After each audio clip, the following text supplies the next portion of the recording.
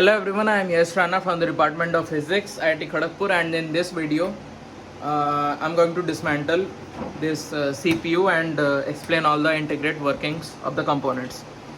So this is a part of my third assignment of DIY. Let's start dismantling this CPU. As you can see, I have already removed the screws from this side and I will just slide the lid right off.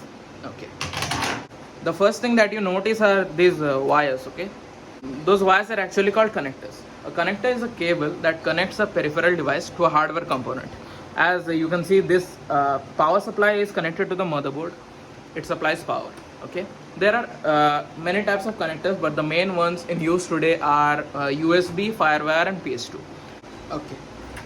So this board that you can see, which contains all the components integrated on it, is known as the motherboard. The motherboard is the main circuit board in the computer. The motherboard contains many components like the RAM, CPU expansion slots and the heatsink. So this is the heatsink, okay?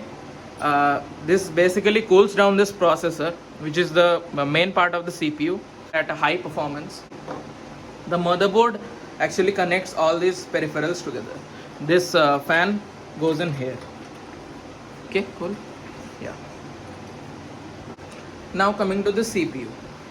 The CPU, or the central processing unit, or also known as the processor, which is lying around here. This is a Pentium processor, a common one. The CPU is the main chip in the computer and it is located on the motherboard. The CPU processes the computer data and exchanges it with the other components and peripherals.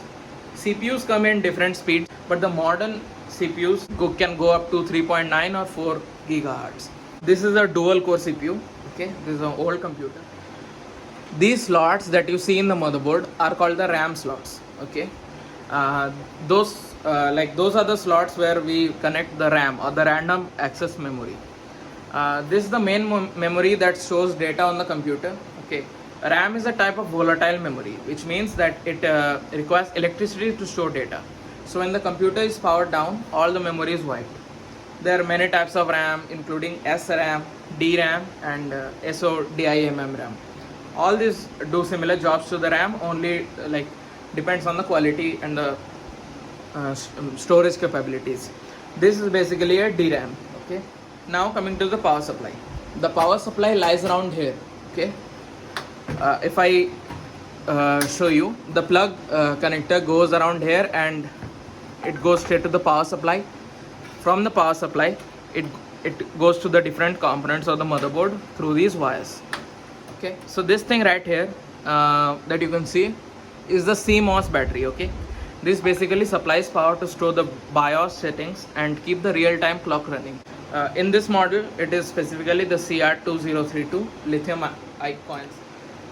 These slots right here are called the PCI Express X16 slots.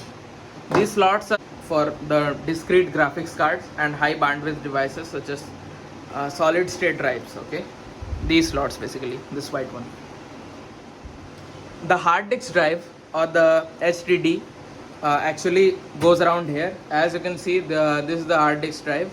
I was trying to open it, but it unfortunately broke. So the hard disk drive is a drive that can read and write on a magnetically coated platter. This is the platter, okay, that spins at a high speed. There can be more than one platter in the disk drive.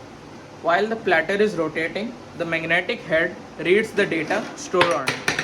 So this is the magnetic head.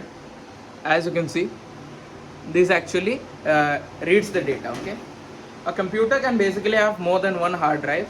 In these circumstances, the main hard drive is called the master, while the others are called the slaves. This can be alternated by a switch known as the jumper. So this was pretty much it, and thank you for watching the video.